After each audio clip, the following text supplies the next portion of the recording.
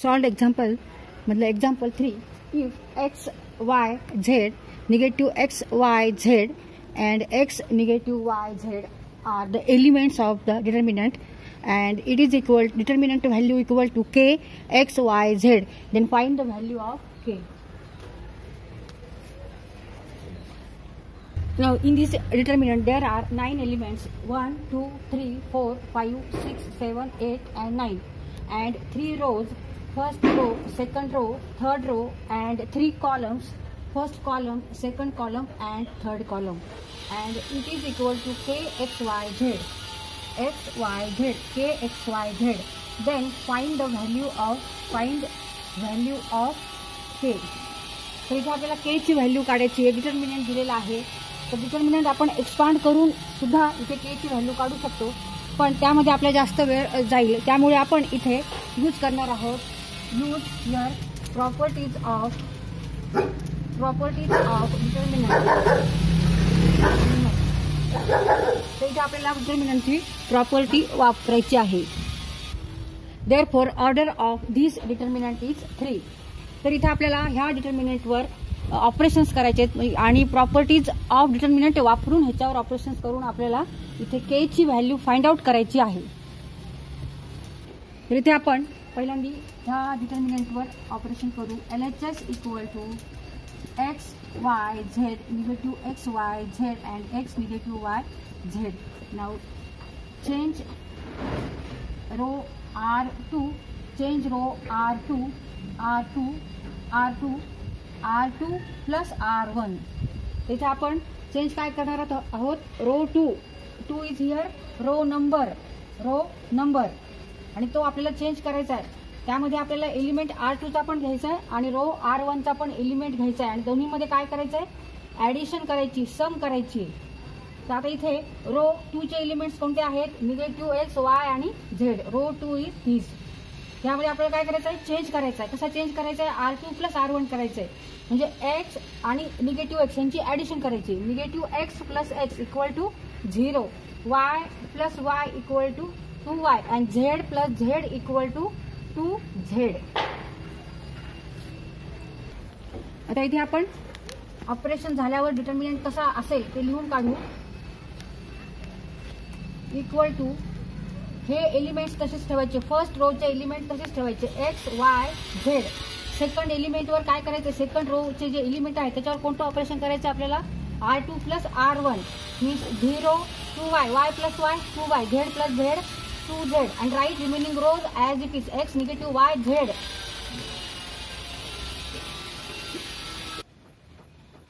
आता इथे आपण ह्या डिटर्मिनंटवर हे ऑपरेशन केल्यावर हा डिटर्मिनंट तयार झाला. हा न्यू डिटर्मिनंट आहे, त्याची व्हॅल्यू सेमच आहे पण इथे आता एलिमेंट्स बदललेत. आता ह्या डिटर्मिनंटवर आपण परत ऑपरेशन्स करू. आता इथे आपण R3 चेंज करू. R3 चेंज करू.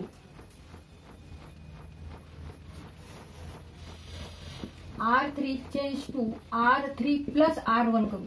R3 change to R3 plus R1 म्हणजे एलिमेंट्स जे रो 3 चे आहेत त्याच्यामध्ये आपल्याला फर्स्ट रो चे एलिमेंट ऍड करायचे, त्यांची ऍडिशन करायची. मग x plus x 2x, negative Y plus Y 0 and z plus Z 2z. आणि ते सगळे आन्सर कुठे लिहायचे आपल्याला, तर थर्ड रो ला लिहायचं. आपण थर्ड रो चेंज करतोय. थर्ड रो मध्ये कसा चेंज करतोय, तर थर्ड रोचा एलिमेंट आणि first Rochak element corresponding element आपण यांची ऍडिशन करतोय. मग इक्वल टू आता हा रो तसाच लिहायचा. First row write as it is, second row write as it is and third row आता चेंज होणार. आपण R3 चेंज करतोय, थर्ड रो चेंज करतोय. मग x plus x 2x, negative Y plus Y 0 and z plus Z 2z. आता इथे 2y आहे, इथे 2z आहे, इथे 2x आहे, 2z आहे. म्हणजे इथे 2 हा कॉमन आहे. ह्या रो मध्ये इथे 2 हा कॉमन आहे आणि ह्या रो मध्ये थर्ड रो मध्ये सुद्धा इथे 2 आहे, इथे पण 2 आहे. तर आता आपण काय करायचंय, दोन हे कॉमन घ्यायचे. Take 2 common from row R2 and R3. तर ते दोनदा लिहायचेच आपल्याला. 2 into 2 and right now remaining number or element 0 y z x 0 and z. आता इथे y आणि z आहे, 2y आणि 2z नाही. इथले आपण 2 कॉमन घेतले.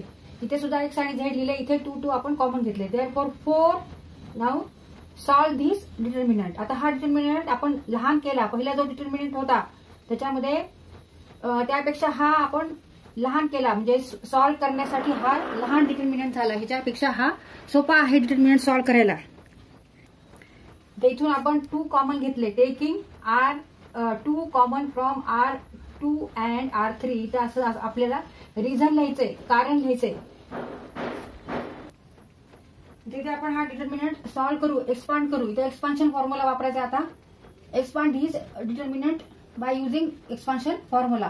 पहिल्यांदा आपण काय करत असतो, फर्स्ट रो आणि फर्स्ट कॉलम मधला एलिमेंट घेतो, त्यांनी मल्टिप्लाय करतो remaining elements which are not in first row and first column. Y into z, y z, 0 into Z 0, मग फक्त वाय झेड लिहू. नंतर मायनस वाय, वायनी कशाला मल्टिप्लाय करायचंय, ह्या एलिमेंटनी कशाला मल्टिप्लाय करायचंय, remaining elements which are not in first row and second column. म्हणजे 0 झेड एक्स आणि झेड हे एलिमेंट्स आहेत, रिमेनिंग एलिमेंट्स, यांच्यामध्ये मल्टिप्लिकेशन आणि minus. 0 into Z 0 and x into z x z, पण इथे आपण मायनस करतो, 0 झेड मायनस एक्स झेड. मग 0 झेड याची काही गरज नाही. 0 into Z, 0 into Z means 0 0. Therefore take only this आणि निगेटिव्ह साइन एक्स झेड. आता प्लस करतो, मग प्लस करून झेडनी मल्टिप्लाय करायचे remaining elements which are not in first row and first column. Therefore remaining elements are these.